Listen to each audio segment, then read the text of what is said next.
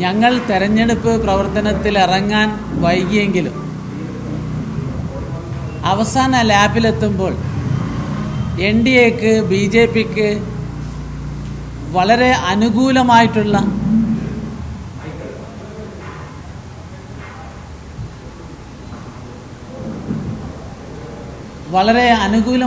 രാഷ്ട്രീയ സാഹചര്യമാണ് ഉരുത്തിരിഞ്ഞു വന്നിട്ടുള്ളത്.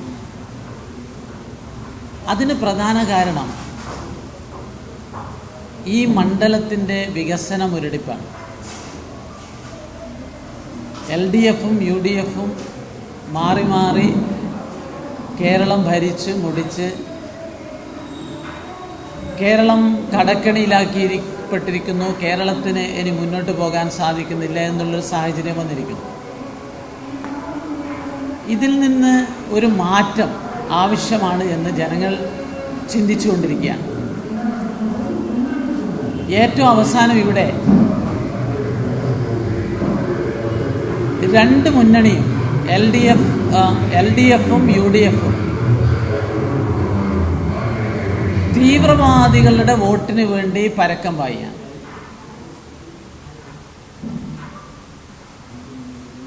LDF PDPയെ കൂട്ടുപിടിച്ചിരിക്കുന്നു, UDF ജമാഅത്ത് ഇസ്ലാമിയെ കൂട്ടുപിടിച്ചിരിക്കുന്നു.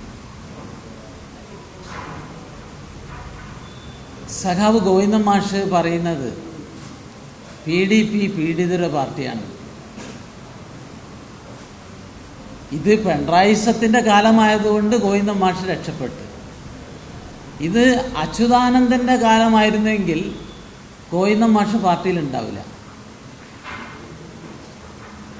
സഖാവ് EMSനെ പോലും പാർട്ടി താക്കീത് ചെയ്ത വിഷയമായിരുന്നു.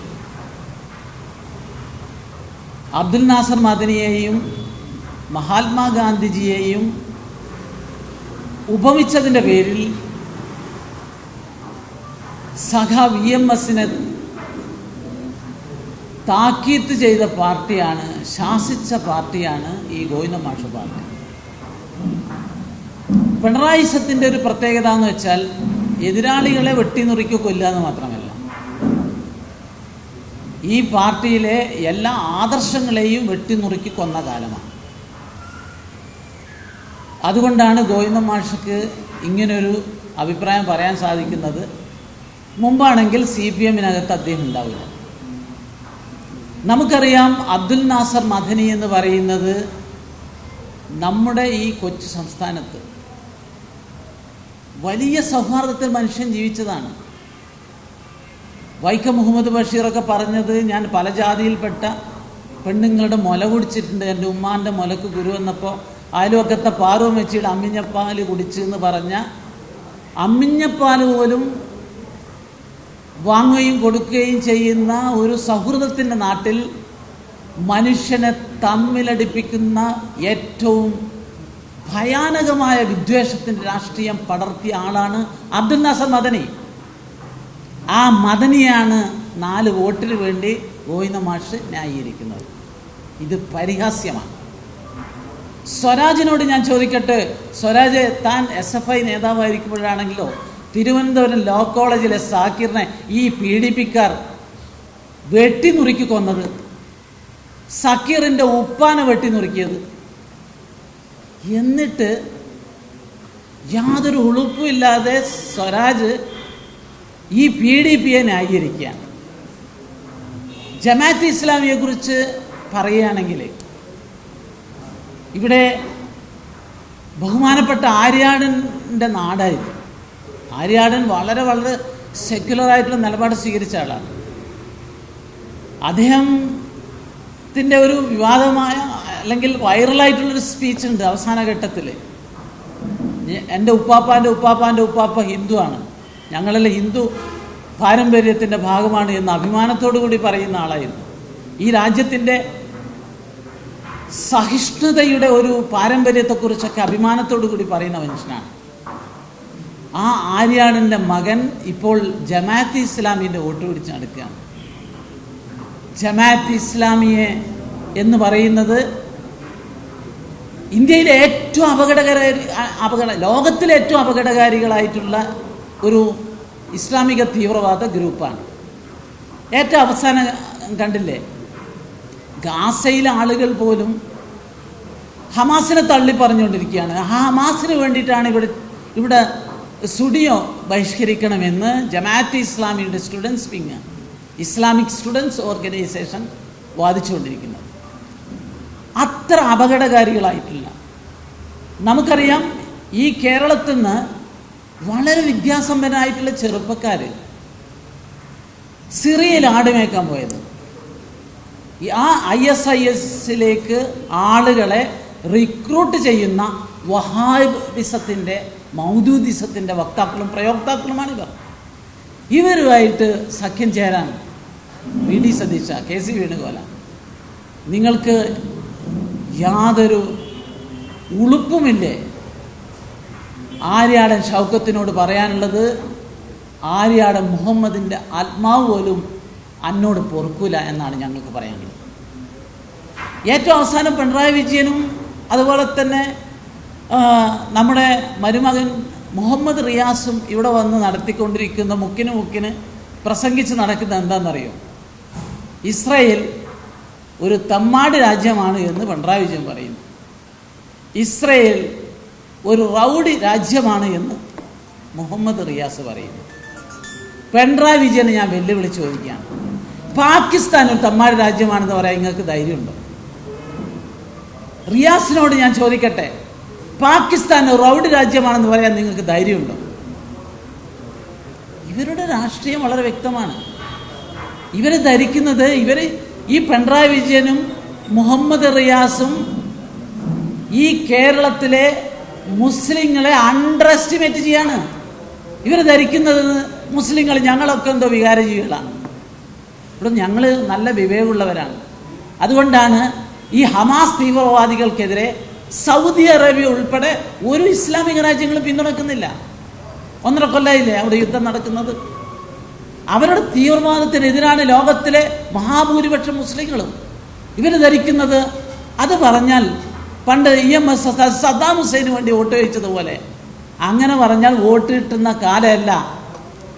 എൻ്റെ മുഹമ്മദ് റിയാസെ, മലപ്പുറത്തെ ഉമ്മക്കുട്ടികൾ, തട്ടമിട്ട ഉമ്മക്കുട്ടികൾ എൻട്രൻസ് പരീക്ഷയിൽ 1ാം റാങ്ക് നേടുന്ന കാലത്താണ് നമ്മൾ ഈ ബൈ ഇലക്ഷനിൽ പ്രവർത്തിക്കുന്നത്. നിലമ്പൂരിലെ ജനങ്ങൾ ഞങ്ങൾക്ക് വോട്ട് ചെയ്യും, ഞങ്ങളെ സഹായിക്കുമെന്ന് ഞങ്ങൾ പ്രതീക്ഷിക്കുകയാണ്. നമ്മൾ ഈ ഉപതെരഞ്ഞെടുപ്പ് സീസൺ എന്ന് പറയുന്നത് നരേന്ദ്രമോദി ഗവൺമെൻറ്റിൻ്റെ 11ാമത് വാർഷികം, അതിൻ്റെ വിജയകരമായ 11 വർഷത്തിൻ്റെ ആഘോഷത്തിൻ്റെ ഒരു സീസണിലാണ് ഈ തെരഞ്ഞെടുപ്പ് നടക്കുന്നത്. നരേന്ദ്രമോദി ഗവൺമെൻറ് ക്ഷേമ വികസന പ്രവർത്തനത്തെക്കുറിച്ച് ഞാനിവിടെ പറഞ്ഞാൽ തീരില്ല.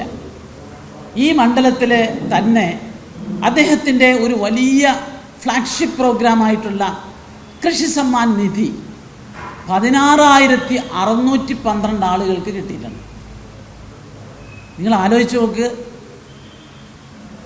അതെത്രയാണ് കിട്ടിയതെന്ന് വെച്ചാൽ അതിൻ്റെ ഒരു വലിപ്പം നമ്മൾ മനസ്സിലാക്കണമെങ്കിൽ, ആ സ്കീം തുടങ്ങിയതിന് ശേഷം ഇന്ന് വരെ ഈ 16,000-ലധികം ആളുകളുടെ അക്കൗണ്ടിൽ 38,000 രൂപ അവരുടെ അക്കൗണ്ടിൽ, കൃഷിക്കാരുടെ അക്കൗണ്ടിൽ എത്തിച്ചേർന്നിരിക്കുന്നു. എത്ര സുന്ദരമായിട്ടുള്ള സ്കീമാണ്. മണ്ണിൽ കനകം വിളയിക്കുന്ന ഈ മലയോര കൃഷിക്കാരുടെ മണ്ണിൽ കൃഷിക്കാർക്ക് നൽകിയിട്ടുള്ള ഏറ്റവും വലിയ ആശ്വാസമാണ് ഈ കൃഷി സമ്മാൻ നിധി. ഇതുപോലെ നിരവധി പദ്ധതികളുണ്ട് എന്നാണ് എനിക്ക് പറയാനുള്ളത്. ഏറ്റവും അവസാനം മലപ്പുറം ജില്ലയിലാണ് നമ്മുടെ നാഷണൽ ഹൈവേയുടെ ചെറിയ പ്രശ്നങ്ങളുണ്ടായിരിക്കും.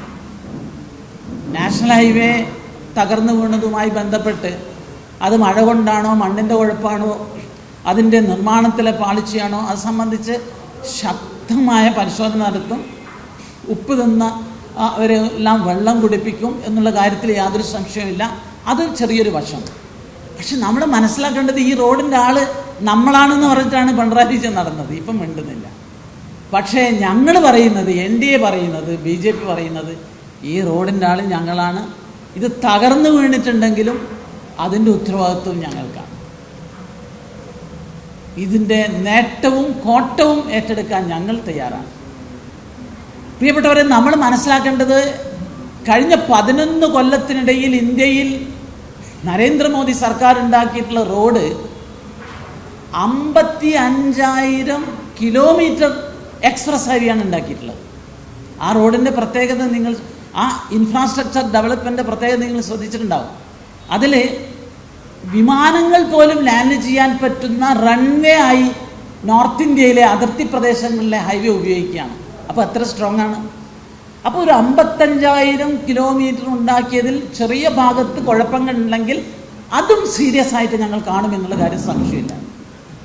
ഇൻഫ്രാസ്ട്രക്ചർ രംഗത്ത് വിസ്മയം സൃഷ്ടിച്ചിരിക്കുകയാണ്. ഇപ്പോൾ ചുനാബ് റെയിൽ, ലോകത്തിലെ ഏറ്റവും ഉയരം കൂടിയ റെയിൽ പാലം ഉണ്ടാക്കിയ ആ യോഗത്തിൽ വെച്ച് ഉമർ അബ്ദുള്ള അവിടുത്തെ മുഖ്യമന്ത്രി സംസാരിച്ചത് ഇങ്ങനെയാണ്: 1850 ഒരു ഹിന്ദു രാജാവ് ഈ പാലം സ്വപ്നം കണ്ടിരുന്നു. ബ്രിട്ടീഷുകാർക്ക് പോലും സാധിച്ചിട്ടില്ല. അതാണ് നരേന്ദ്രമോദിയിലൂടെ സാധിച്ചത്. ഇദ്ദേഹം വികസന രംഗത്ത് വിസ്മയമാണ് സൃഷ്ടിക്കുന്നത് എന്ന് നമ്മുടെ എതിരാളിയായിട്ടുള്ള ഉമർ അബ്ദുള്ള പ്രശംസിക്കുന്നു. ചുനാവ് മാത്രമല്ല, ഏറ്റവും അത്ഭുതകരമെന്ന് എനിക്ക് തോന്നിയിട്ടുള്ള നരേന്ദ്രമോദിയുടെ ഒരു ഡെവലപ്മെൻറ്റ് എന്ന് പറയുന്നത് മുംബൈയിലെ ചൗപ്പാട്ടിയിൽ നിന്ന് നരിമാൻ പോയിന്റിലേക്ക് അറബിക്കടലിനടിയിൽ കൂടി 2.25 കിലോമീറ്റർ 6 വരി പാത പോകുന്നുണ്ട്. നമ്മളെ കുട്ടികളെ കാണിക്കേണ്ടത് താജ്മഹലല്ല, കുട്ടികളെ കാണിക്കേണ്ടത് ഈ കടലിനടിയിൽ കൂടിയുള്ള പാലങ്ങളാണ് എന്ന് എനിക്ക് തോന്നുകയാണ്. അതുപോലെ തന്നെ ഈ ഇൻഫ്രാസ്ട്രക്ചർ ഡെവലപ്മെൻറ്റ് രംഗത്ത് കേരളത്തിൽ ഒരു വലിയ വിപ്ലവം നടക്കുന്നുണ്ട്. ഇന്ത്യയിലെ ഏറ്റവും വലിയ റോഡ് വികസനം നടക്കുന്ന ഒരു സംഭവം ഇവിടെയാണ്. അതായത് ആലപ്പുഴ ജില്ലയിൽ അരൂരിൽ നിന്ന് തുറവൂരിലേക്ക് 13 കിലോമീറ്റർ എലിവേറ്റഡ് പാത അഥവാ ആകാശപാത ഉണ്ടാക്കിയാണ്. എത്ര? 13 കിലോമീറ്ററാണ്. ഇന്ത്യയിലെ ഏറ്റവും ദൈർഘ്യമേറിയത്. അതിൻ്റെ 75% പൂർത്തിയായി കഴിഞ്ഞിരിക്കുന്നു. ഇങ്ങനെ ഇൻഫ്രാസ്ട്രക്ചർ രംഗത്ത് വലിയ വിപ്ലവം നടക്കുമ്പോൾ ഈ കേരളത്തിലെ എക്സ്പ്രസ് ഹൈവേയും ഉണ്ടാക്കുന്നത് കേന്ദ്ര ഗവൺമെൻറ്റാണ്. കേന്ദ്ര ഗവൺമെൻറ് എല്ലാ രംഗത്തും ഒരുപാട് കാര്യങ്ങൾ ചെയ്തിട്ടുണ്ട്. ഡസൻ കണക്കിന് പ്രധാനമന്ത്രി സഡക്ക് റോഡ് നിർമ്മിച്ച നാടാണ് ഈ നിലമ്പൂർ കോൺസ്റ്റിറ്റ്യുവൻസി മാത്രം. ഇന്ത്യയിൽ 4 ലക്ഷം കിലോമീറ്റർ പ്രധാനമന്ത്രി സഡക്ക് ഗ്രാമീണ റോഡ് ഉണ്ടാക്കിയിട്ടുണ്ട്. ഇങ്ങനെ വികസന രംഗത്ത് ഒരുപാട് കാര്യങ്ങൾ നരേന്ദ്രമോദി സർക്കാർ ചെയ്തിട്ടുണ്ട്. അതെല്ലാം ആലോചിച്ച് ജനങ്ങൾ ഞങ്ങൾക്ക് വോട്ട് ചെയ്യും എന്നുള്ള പ്രതീക്ഷയാണ് ഞങ്ങൾക്കുള്ളത്. കേരളം രക്ഷപ്പെടണമെങ്കിൽ ഒരു മാറ്റം ആവശ്യമാണ്. പൊതുവെ നിലമ്പൂർ ഉൾപ്പെടെ ഉള്ള ഒരു പ്രചരണം BJP, ഞാൻ പറഞ്ഞു, കേന്ദ്ര ഗവൺമെൻറ് ഇങ്ങനെ തേനും പാലും ഒക്കെ ഒഴുക്കിയിട്ടുണ്ടെങ്കിലും ഞങ്ങൾക്കെതിരായിട്ടുള്ള ഒരു വിമർശനം എന്ന് പറഞ്ഞാൽ ഞങ്ങളെന്തോ ന്യൂനപക്ഷ വിരോധികൾ എന്നുള്ളതാണ് ഒരു വിമർശനം. ഞങ്ങൾ ക്രൈസ്തവർക്കെതിരാണ്, ഞങ്ങൾ മുസ്ലിങ്ങൾക്കെതിരാണ് എന്നൊക്കെ ചിലർ പ്രചരിപ്പിക്കുന്നുണ്ട്. പക്ഷേ ഹജ്ജ് കമ്മിറ്റി ചെയർമാൻ എന്ന നിലയിൽ ഇന്ത്യയിൽ ആകെ യാത്ര ചെയ്തപ്പോൾ ഞാൻ മനസ്സിലാക്കിയൊരു കാര്യം നിങ്ങളോട് പറയാം. BJP സബ്കാ സാത്ത് സബ്കാ വികാസ് എന്ന് പറഞ്ഞതുപോലെ എല്ലാ ആളുകളുടെയും കൂടെ നിൽക്കുന്ന ഒരു പ്രസ്ഥാനമാണ്. നരേന്ദ്രമോദി ഗവൺമെൻറ്റിൻ്റെ ഒരു പ്രത്യേകത നിങ്ങൾ മനസ്സിലാക്കേണ്ടത്, നോർത്ത് ഇന്ത്യയിൽ യാത്ര ചെയ്തപ്പോൾ എനിക്ക് മനസ്സിലാക്കാൻ കഴിഞ്ഞത്, മുസ്ലിങ്ങളുടെ UP പ്രത്യേകിച്ച് നോർത്ത് ഇന്ത്യയിൽ മുസ്ലിങ്ങൾക്കിടയിൽ ജാതി സമ്പ്രദായമുണ്ട്. ഉയർന്ന ജാതിക്കാരും, ഇപ്പം ഖാൻ എന്നൊക്കെ പറഞ്ഞാൽ സവർണ ജാതിക്കാരാണ്, ഖുറൈശി എന്നൊക്കെ പറഞ്ഞാൽ പസ്മന്ത മുസ്ലിങ്ങൾ താഴ്ന്ന ജാതിക്കാരാണ്. അവരാണ് ഭൂരിപക്ഷം, അവർ അടിസ്ഥാന വർഗ്ഗമാണ്. ആ പാവപ്പെട്ടവരുടെ സ്ഥിതി എന്താണെന്നറിയോ? കോൺഗ്രസിൻ്റെ കാലത്ത് യോഗി ഗവൺമെൻറ് വരുന്നതിന് മുമ്പ് വരെ ഒരു ടാറിട്ട റോഡ് ചെന്ന് അവസാനിക്കുന്ന, ഒരു ഇലക്ട്രിസിറ്റി ലൈൻ ചെന്ന് അവസാനിക്കുന്ന, ഒരു കുടിവെള്ള പദ്ധതി ചെന്ന് അവസാനിപ്പിക്കുന്ന സ്ഥലത്താണ് മുസ്ലിങ്ങളുടെ ഇരുണ്ട കോളനി. അവിടെ വൈദ്യുതി എത്തിച്ചത്, അവിടെ കുടിവെള്ളം എത്തിച്ചത്, അവിടെ ടാറിട്ട റോഡ് എത്തിച്ചത് യോഗിയും മോദിജിയുമാണ്. അതുകൊണ്ടാണ് നോർത്ത് ഇന്ത്യയിലെ പസ്മന്ത മുസ്ലിങ്ങൾ നരേന്ദ്രമോദി ഫാനായി മാറിക്കൊണ്ടിരിക്കുന്നത്. ഇതാണ് യഥാർത്ഥത്തെ സത്യം. എന്നിട്ടാണ് ഇവിടെ നുണപ്രചരണങ്ങൾ സംഘടിപ്പിക്കുന്നത്. ഇപ്പം നിലമ്പൂരിൽ നിന്ന് തന്നെ പല സുഹൃത്തുക്കൾ എനിക്കുണ്ട്. അവരൊക്കെ പറയും, നിങ്ങളുടെ മുസ്ലിം വിരോധം ഒഴിച്ചു നിർത്തിയാൽ BJPയെ പിടിച്ചാൽ കിട്ടില്ല, നല്ല ഗവൺമെൻറ്റാണെന്ന് പറയും. സത്യത്തിൽ മുസ്ലിം വിരോധമില്ല. ഇപ്പോൾ വഖഫ് ബോർഡിൻ്റെ വിഷയത്തിൽ തന്നെ നിങ്ങളെടുക്കും. വഖഫ് ബോർഡ് ഇപ്പോൾ കിട്ടുന്ന വരുമാനം ഇന്ത്യയിൽ റെയിൽവേ അതുപോലെ തന്നെ ഡിഫൻസൊക്കെ കഴിഞ്ഞാൽ ഭൂമിയുള്ള ഒരു വലിയ പ്രസ്ഥാനമാണ് വഖഫ് എന്ന് പറയുന്നത്. പക്ഷെ ആ വഖഫിൽ ഒരു വർഷം 9 ലക്ഷത്തോളം ഹെക്ടർ ഭൂമിയൊക്കെ ഉണ്ടായിട്ടും കിട്ടുന്ന വരുമാനം 161 കോടി രൂപയാണ്. പണ്ട് മൻമോഹൻ സിംഗിൻ്റെ കാലത്ത് മുസ്ലിങ്ങളുടെ ദാരിദ്ര്യം പഠിക്കാൻ വേണ്ടി സച്ചാർ കമ്മീഷനെ ചുമതലപ്പെടുത്തി രജീന്ദ്ര സിംഗ് സച്ചാർ പറഞ്ഞത് 161 കോടി കിട്ടിയാൽ പോരാ, 12,000 കോടി കിട്ടണം. ഞാൻ പറയുന്നു, ഇതാ വഖഫ് നിയമം വന്നതോടുകൂടി, ഈ പരിഷ്കരണത്തോടുകൂടി ഞാൻ ഉറച്ചു വിശ്വസിക്കുന്നു, സച്ചാർ പറഞ്ഞ 12,000 അല്ല, അതിൻ്റെ ഇരട്ടിയിലധികം വരുമാനം കിട്ടും. ആ വരുമാനം പാവപ്പെട്ട മുസ്ലിങ്ങളുടെ ക്ഷേമത്തിന് വേണ്ടി ഉപയോഗിക്കും. ഞങ്ങൾ മുസ്ലിങ്ങൾക്കെതിരല്ല. മുസ്ലിങ്ങൾക്ക്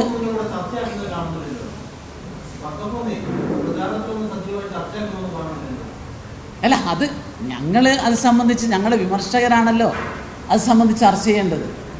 പക്ഷേ ഞങ്ങൾ അത് സംബന്ധിച്ച് ഞങ്ങളുടെ കുടുംബയോഗത്തിലും ഞങ്ങളുടെ ക്യാമ്പയിനിലൊക്കെ അതൊക്കെ സംസാരിക്കുന്നുണ്ട്. തീർച്ചയായും ഞങ്ങൾ എടുക്കുന്ന സമീപനം ഇവിടുത്തെ തെറ്റിദ്ധരിക്കപ്പെട്ട മൈനോറിറ്റി വിരോധ പ്രസ്ഥാനമാണ് എന്നുള്ളതൊക്കെ തിരുത്തപ്പെടുന്ന ഒരു സാഹചര്യത്തിലാണ് പോവുക.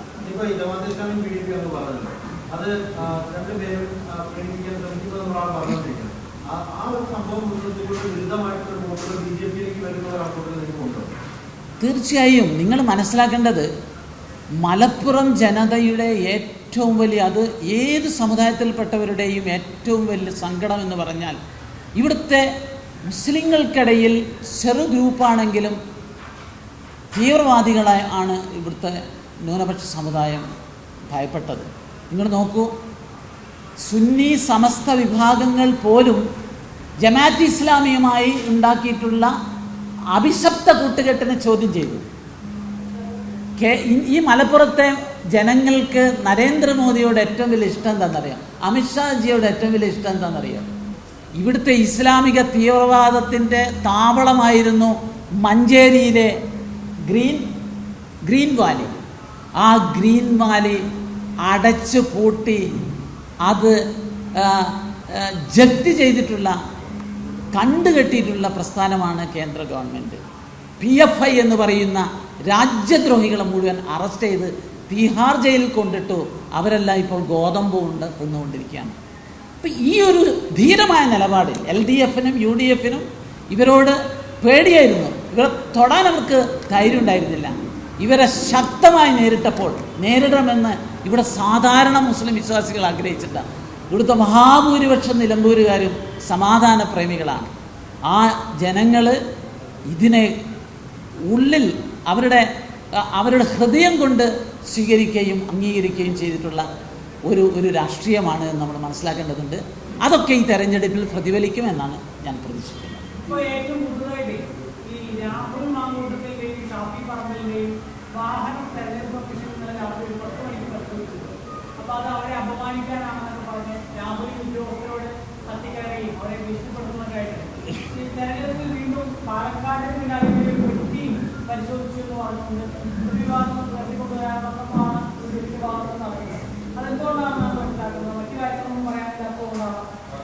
ഈ രാഹുലും ഷാഫിയും ഈ രാഷ്ട്രീയ പ്രവർത്തനം നടത്തിയിട്ട് വല്ല കോമഡി സീനിലും പോയി അഭിനയിക്കുന്നതാണ് നല്ലത്. സത്യത്തിൽ തെരഞ്ഞെടുപ്പിൻ്റെ സന്ദർഭത്തിൽ ഇപ്പം ഞാൻ കണ്ണൂരിൽ നിന്ന് വന്നപ്പോൾ എൻ്റെ കാറും ഇതിൻ്റെ അതിർത്തിയിൽ വെച്ച് പരിശോധിച്ചു. അത് സ്വാഭാവികമാണ്. തെരഞ്ഞെടുപ്പിനെ പ്രവർത്തനത്തെ സുതാര്യമാക്കാൻ നമ്മുടെ രാജ്യത്തെ ഭരണഘടന ഏജൻസിയാണ് നമ്മുടെ ഇലക്ഷൻ കമ്മീഷൻ, അവരുടെ അധികാരമാണ്.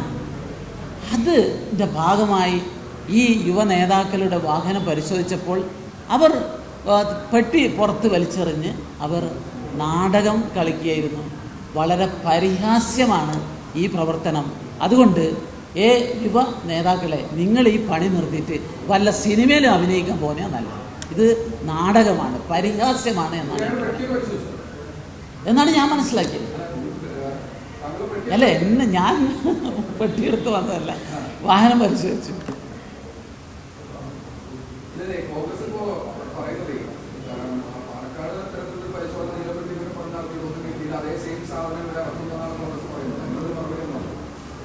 അല്ല, ഇത് സംബന്ധിച്ച് എനിക്ക് ഞാൻ ഈ പറഞ്ഞ കാര്യം മാത്രമേ പറയാൻ.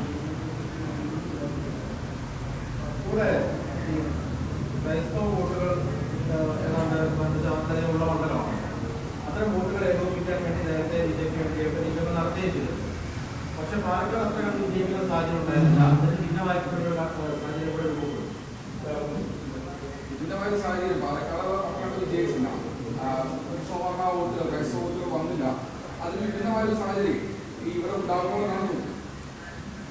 ക്രൈസ്തവർ മാത്രമല്ല, ന്യൂനപക്ഷ സമുദായത്തിൽപ്പെട്ടവരും പൊതുജനങ്ങളും ഒക്കെ ഇന്നത്തെ അനുഭവങ്ങളും ജീവിത യാഥാർത്ഥ്യവും പരിശോധിച്ച് ഞങ്ങൾക്ക് വോട്ട് ചെയ്യും എന്നുള്ളതാണ് ഞങ്ങളുടെ പ്രതീക്ഷ.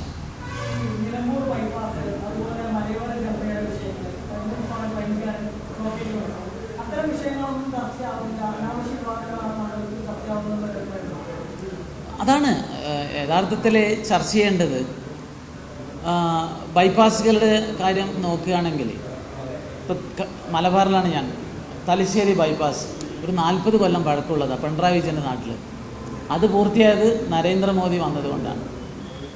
അതുപോലെ തന്നെ ആലപ്പുഴ ബൈപ്പാസ്, കൊല്ലം ബൈപ്പാസ്, ഇതൊക്കെ യാഥാർത്ഥ്യമായത് കേന്ദ്ര ഗവൺമെൻറ്റിൻ്റെ സഹായത്തോടു കൂടിയാണ്. അതുകൊണ്ട് നിലമ്പൂരിലെ ജനങ്ങളോട് പറയാനുള്ളത്, നിങ്ങളുടെ ബൈപ്പാസും യാഥാർത്ഥ്യമാണെങ്കിൽ നിങ്ങൾ നരേന്ദ്രമോദിക്കൊപ്പം വികസന രാഷ്ട്രീയത്തിനൊപ്പം നിൽക്കണം എന്നുള്ളതാണ് ഞങ്ങളുടെ അഭ്യർത്ഥന. ഞങ്ങൾ നല്ല മുന്നേറ്റം നടത്തും.